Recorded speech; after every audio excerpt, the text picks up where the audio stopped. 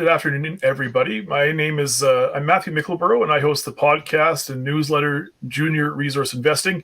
I'm excited to talk this one through with Connor today, but before I get into it with him, let's just get some housekeeping out of the way as always, right? So just so we're all on the same page, this is currently being recorded, and the recording will be available on YouTube afterwards.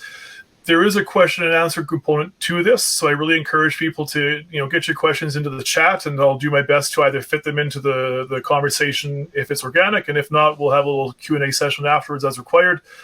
And as always, right, if you've listened to these before, just bog standard disclaimers, right? We're not your financial advisors. This is not financial advice, right? This is just for entertainment and informational purposes only. Anyway, the name of this panel is Evaluating Matters. How to value Fireweed Metals with PI Financial. And yeah, this is one that I am quite excited for. Connor Mackay is joining me of PI Financial. We're going to discuss Fireweed. And I guess I'll start this by saying that I'm going to guess that everyone listening in today has been in that frustrating and intimidating position of trying to objectively value a company and then just getting your head spun around in the process, right? Like, what risks should I include? What weight do I put on that risk? And then maybe most kind of bedevilingly, right? Why does the market and analysts and firms seem to come up with a valuation that's so different than mine, right? What am I doing right? What am I doing wrong? What am I missing? What do I need to know that I don't? And Fireweed especially is kind of frustrating in this regard because, if you're here, it's best in class. It's a world-class deposit or series of deposits, and has had some love. Their technical team is award-winning.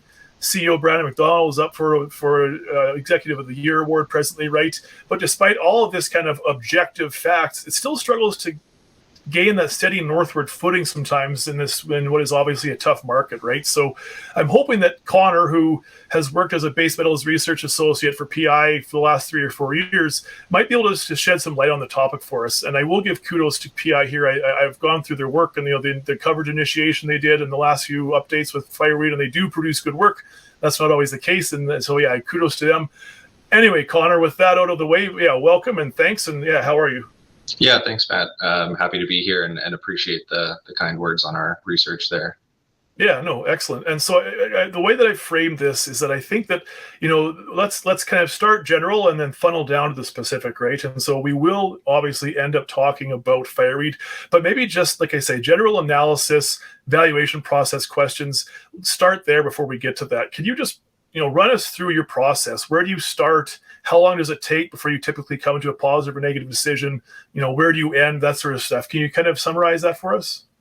Yeah, you bet. I would say and would caution a bit that there's not exactly one path that this process follows. It all starts from general market awareness, keeping an eye on drill results that are coming out, attending conferences, trying to get in touch with as many management teams as possible. And then from there, we can start to narrow down, what projects look promising, what looks interesting, what's got the market's attention,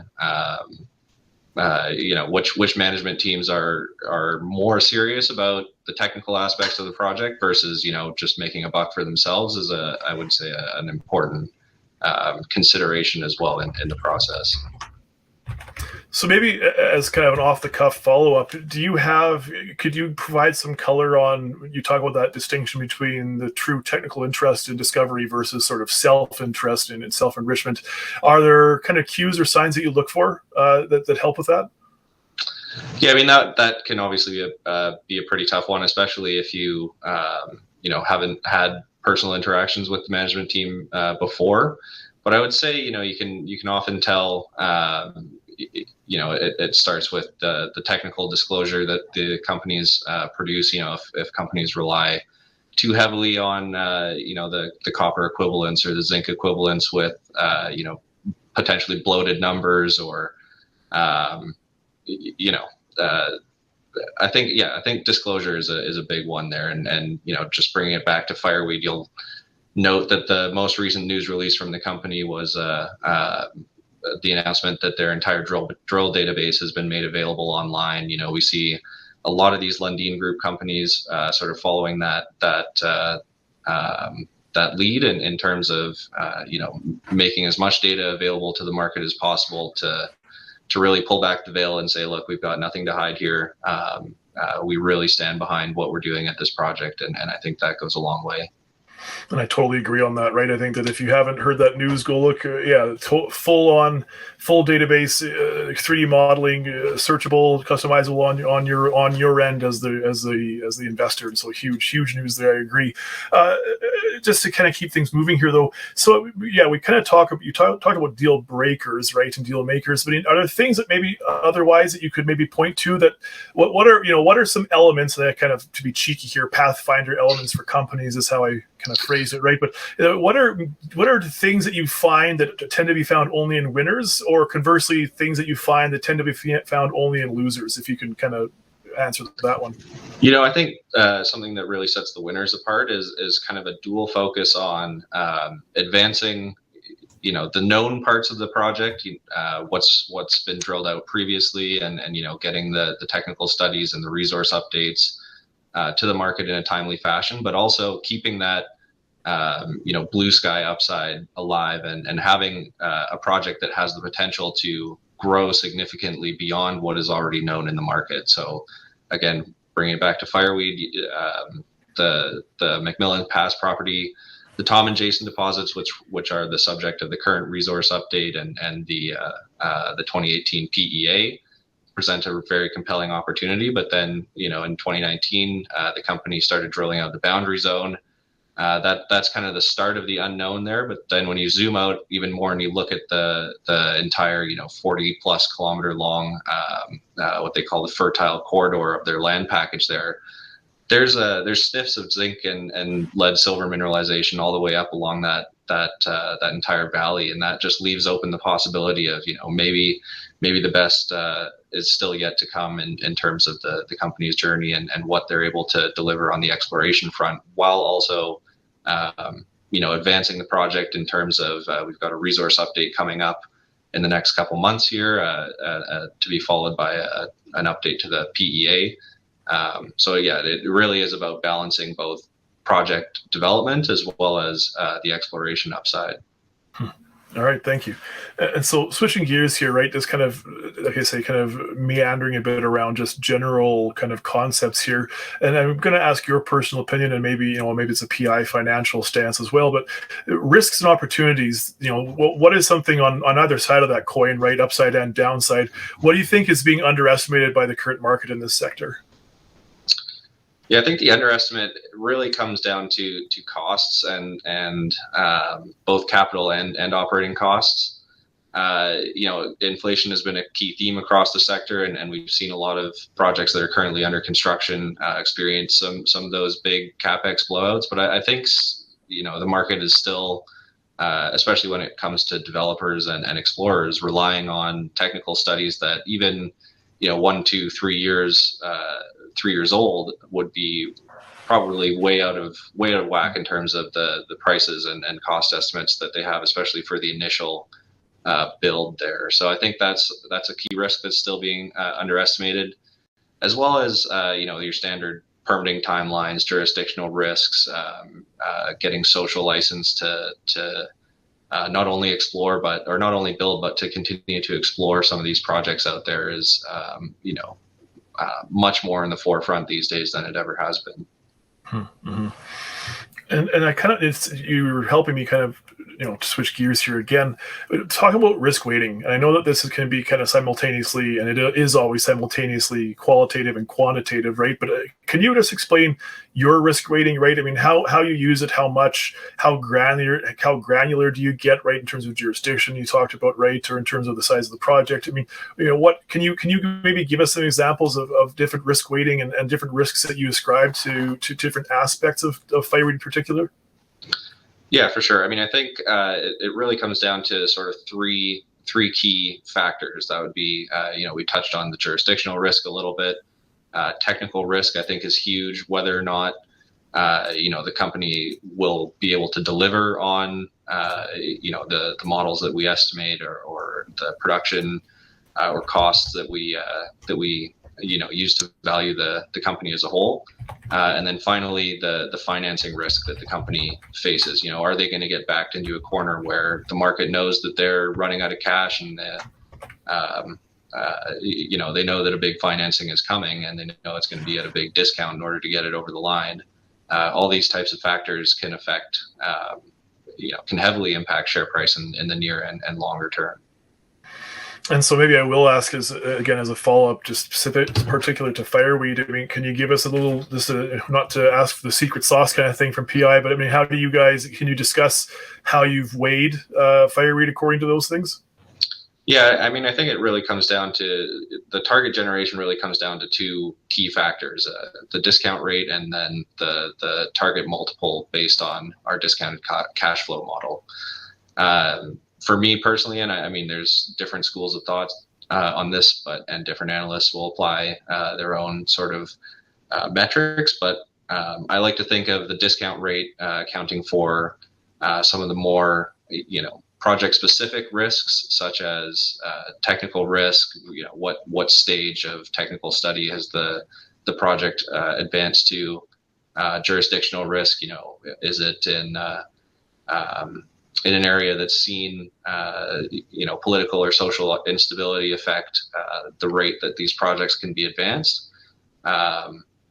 And then, like I said, financing risk is really taken care of with the multiple, which we're essentially saying, if you value a company at a 0.5 times multiple, we see the company essentially having to give up half the current value of the project in dilution in order to continue to advance it. Mm-hmm. Okay. And on the concept or on the topic of discount rates again, let's jump to that, because I've got a few ones here for you, and this is where I will sort of officially transition into Fireweed as well. But still, just working generally here, there's Twitter conversations or X conversations, and some talking heads in the industry around that maybe we should be increasing discount rates because of inflation and the ability to the borrowing rate that these companies can work at or operate at. How much I guess the specific question I have is, how much does the borrowing rate that a company can borrow at factor into your discount rate? I mean, if you see a project that's, 3/4 funded at financed at 7%, do you go with 7% for your own discount factor, or how much does that factor into that? Well, I would say, looking at Fireweed more specifically, the company obviously has no debt at the moment. So I would say the borrowing rate is less impactful in our valuation there. I mean, I would say it certainly comes into consideration more so when you're looking at producing companies or companies that are in that sort of construction financing phase. But more specifically looking at Fireweed, I mean, we model their or value their projects at a 12% discount rate, which is quite high. Most technical studies look at 7, 8, maybe even up to 10%. But the reason there is really the key technical risk. Our model is based off of our internal estimates for what we think the project is going to look like. That's not supported by the full scale engineering work that goes into a technical study. So we tend to be a lot more conservative on that front. And then as the project advances and they come out with a updated PEA and then into PFS and potentially feasibility studies, that we see that technical risk decreasing with time, and then you can start to lower the discount rate that you apply to these projects. Mm-hmm. Well, and you are a base metals guy, right? Base metals analyst, and so again, anybody here is probably no doubt aware of that, the kind of the discount penalty that base metals projects have, right? Precious metals at the 5, and like you say, base industrial metals 8 or 10 or higher in your case. I guess, is that warranted? I mean, to me, if I see a high quality base metal product, industrial metal projects, that's some of the best money makers in the world in terms of projects. Mm-hmm. And so how much of that is just industry tradition, and how much of that is actually warranted, and why or why not in your opinion? I think traditionally, yes, the base metal space has seen a higher discount rate applied to it. And I think the school of thought there is really based around two factors. The cyclicality of the sort of industrial metals complex tends to be a bit more volatile than what we see in the precious metals space. And then also base metals mines, especially the larger operations, tend to operate much closer to or at the margin. Where swings in price can have huge impacts on, or small swings in price can have huge impacts on the potential earnings and cash flow generation of a lot of these projects. So we, that's where the higher discount rate comes in again, a bit of a proxy for risk in that sense.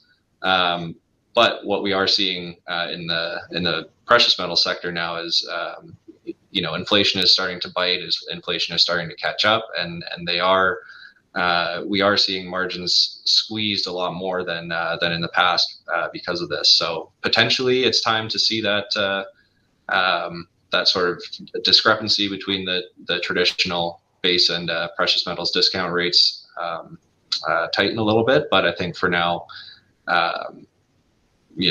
the base metal sector is still penalized a little bit more in that regard. Is that a potential edge for investors, that recognition that maybe kind of industry tradition is providing a bit of a discrepancy, do you think? Or yeah, I think so. And I think it's already starting to be reflected in the share prices of a lot of these precious metals miners, and developers. Again, this isn't my sector, but we are seeing valuations hit pretty hard, especially on the back of fourth quarter earnings and guidance for a lot of the major miners here that show pretty significant cost inflation and like I said, margins being squeezed. So I think that recognition is coming and it is starting, but I think there's obviously a lot more value to be squeezed out of some of these, especially base metals developers that have a real shot of advancing quickly along that development pathway. Like Fireweed again, really like the name, not only because of the exploration upside, but like we touched on previously, the real potential for the company to keep advancing this into production eventually. Mm-hmm. Well, why don't we transition to Fireweed, and I'll finish off on the discount rate on that topic in particular, and then we'll kind of get into Fireweeds properly here. But like you referenced it already yourself in your works, and we would encourage people, PI Financial, try to track down the reports that they do. They're strong and research and evidence based. But 12%, which as you yourself said is pretty conservative, right? I guess and you kind of have already alluded to this a bit, but can you just show your work a bit on why you can justify that 12%, and then maybe also thinking, that the staircase down that this has to take, what benchmarks do you have to see happen for that to get lowered to 10 or 8 or whatever? Yeah, so again, we selected the 12% discount rate to really reflect the fact that our estimates are based off of even pre sort of resource estimates of the project's potential. The resource at McMillan Pass hasn't been updated since the 2018 PEA, and completely excludes all the work that the company has done over the past 3-4 years in the boundary zone there. That has really been the main exploration focus of the company over that time, and has produced some absolutely spectacular results that just keep getting better, especially as we saw with the most recently wrapped up drill program there that discovered this continuous, much higher grade massive sulfide zone through the middle of the zone, or through the middle of the boundary area. So as we see, the project advance in terms of getting that resource update out, that's coming, or expected to be coming in the next sort of couple months here. And then eventually feeding that into an updated PEA that incorporates an operating scenario at the boundary zone. Once we start to see the engineering and the work behind that, that's when we can get a little bit more comfortable in reducing the technical risk penalty, if you will, on the discount rate there, and potentially move it down towards 8%, 10%, 8%, somewhere along those lines. Okay, so once they get formally enter the kind of the economic study path, we can expect a decrease in that risk factor. Okay, fair enough. And so let's talk about market evaluation though, right? Because I think I started this conversation, my preamble, saying, Fireweed is a clear winner to me, right? It's massive, best in class, and there's always that traditional logic is to go for best in class. Clear pathway to commercialization, if you ask me. Very smart leadership, very smart technical team. Great investor base, right? From the retail that are there, that are informed, all the way up to institutionals, and but yet it's still seems to languish in terms of that discrepancy between price and value, right? And so there's always, as an investor, you want to find that, but eventually you also want to see value catch up with price, or rather, sorry, the other way around, right? Price catch up to value eventually. And so, I mean, what's going on, right? And I guess that's going to be a rather large and loaded question for you. And obviously, an easy answer is it's just the market right now, and that wouldn't be wrong. But I guess I might ask you to try to step beyond that too, right? Is it that is it something that we don't understand zinc and tungsten as the market? Is it that maybe there's doubt in Western commitment to critical minerals? I mean, what's the reasoning behind this extraordinary project stuck not achieving extraordinary valuations yet? Yeah, I think a lot of it does come down to a little bit of it does come down to the metals mix. Certainly, I mean, there's just a lack of comparable projects out there in the zinc space, and then when you talk about tungsten, there's almost zero, right? And it's a much more opaque market. And so I think the market is a little bit less comfortable with these more specialty metals, not so willing to pay up. And it doesn't help that the zinc price has come under a lot of pressure lately, more so than the base metals complex as a whole, I would say. But that being said,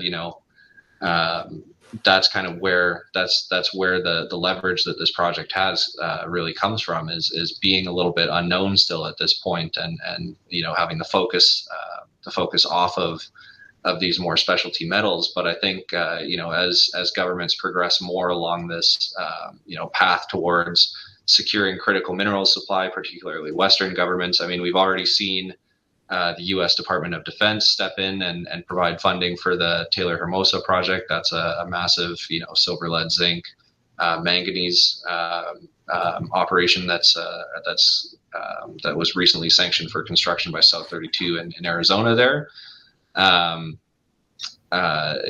Once more pieces of the puzzle like that start falling in line, and people wake up to the fact that there really is no Western supply of, or limited Western supply of zinc, especially in Canada, even more so limited Western supply of tungsten, which is almost 100% produced in China at this point.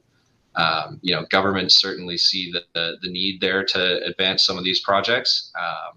I would say the U.S. government is a little bit ahead of the curve on that compared to the Canadian government, but they're often the first movers, and it's nice to see that some of these promises in terms of government funding for critical minerals projects are coming true. So I think once we see more of that, we might start to see the value discrepancy sort of close on, especially when it comes to a fireweed. Okay, and so I'm going to ask you kind of a personal opinion here, in terms of that every good project is also at least in one part a story, right? And so what part of the fireweed story, if you were in charge of the narrative around fireweed, it could kind of plug and play as you need to. What do you particularly see needing clarification or further demonstration? Again, even if it is just more storytelling, to see that valuation gap with the price start to close, where the price will increase to more closely align with the massive confirmation potential that it already has demonstrated. I mean, I think the company's done a fantastic job in terms of the storytelling, and especially in securing capital. I mean, with the Lundin Group investment towards the end of the year, I think in 2022 is when that occurred. That was a huge leg up for the company, and they've done great work, like I said, with their data transparency initiatives and pushing that forward. I think they're stuck in a little bit of a dichotomy between this is the classic sort of junior explorers issue of having two great projects, and really the market's only ever going to give you value for one. So I think just as they continue to advance the two projects, I think there's a different set of investors that care more about the zinc asset, and really just could care less about the tungsten asset. But then you've got potentially a different set of investors that would like to see the tungsten asset spun out into its own vehicle to continue to advance and get more value recognition that way. So I think nothing specific that the Fireweed team can do right now in terms of getting the story out better. I think they're doing a good job of that, and this is, as the two projects continue to advance, just I guess more a clearer picture on how to extract the maximum value from both projects, as opposed to keeping the focus on the flagship or vice versa. Mm-hmm. No, and you're right. That is a kind of a classic conundrum for juniors that are the double-edged sword of having two great projects or multiple potential flagships. You talked about zinc, and obviously this is a huge part of the story. And I mean, it's if you're niche enough to know zinc, you know that zinc there is a potential huge kind of supply crunch incoming, right? In terms of a bottleneck, in terms of supply and demand. And I think that you this is a huge part of the Fireweed story, and you want yourself touch on it just now, that kind of North America almost needs Fireweed to meet this incoming demand, right? But do you want to just maybe set that out for us, right, as the base metal analyst? I mean, the supply constraints are incoming. Why? How big? Potential kind of arrival dates for that, right? When do we see this start to come online as actual risk for zinc supply? And then maybe like you said, almost without peer, but are there other potential projects that could even come close to coming online in time to meet that depletion from maturing mines, instead of Fireweed, if that all makes sense? Yeah, I think I get what you're trying to get at there. Just in terms of the zinc market as a whole, I mean, obviously the focus right now is on what's happening with the Chinese economy, much like most of the rest of the base metals space as a whole.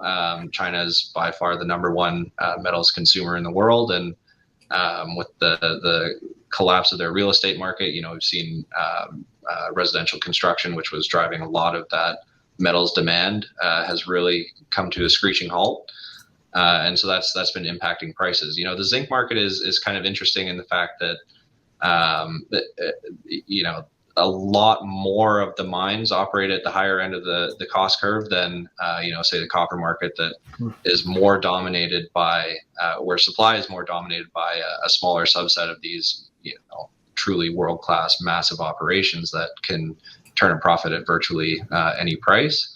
The zinc market is much more, or the zinc supply is much more sensitive to cost inputs and the price of the metal, and therefore we tend to see a lot of mines or more mines shut down and spool up in response to price action. So we're already seeing some of the higher cost mines wind down operations. We saw in 2022 energy prices hitting zinc smelting capacity.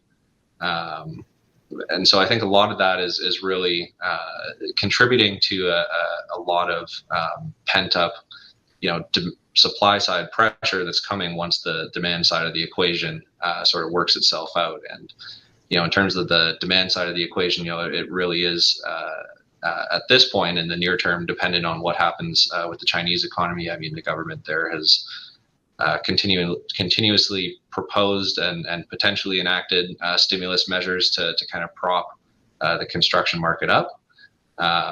But in terms of whether that's going to be enough in the near term is yet to be seen. But one thing's for sure is that as the longer lower prices drag on, I mean, the more of these, the more of the production that's going to get idled, or the more of these projects that are going to get shelved, and the bigger the bigger the supply gap gets towards the end of the decade, when we start to see a lot of these reserve lives run out on more mature assets. Mm-hmm. Well, and like you say, I mean, the cure for low prices is low prices in terms of that supply gap, right? I wanted to go back. You talked about, I should have asked this one previous to this one, but you talked about, this idea that you have these compelling projects, 2-3 compelling projects that it's just tough to get full valuation from the market for. Speaking to Gunner River particularly, do you think the market's giving it any value whatsoever? I'm going to guess the answer is no. But then did you give them, in your analysis, did you give them any valuation for that project? I think, well, the short answer there is no. We don't currently ascribe any value to Gaina River in our target, but I see that project really being an all or nothing, win or status quo, no value for the company. The analogs, the geological analogs to the highest grade zinc mine in the world, Kipushi, are very real and very compelling.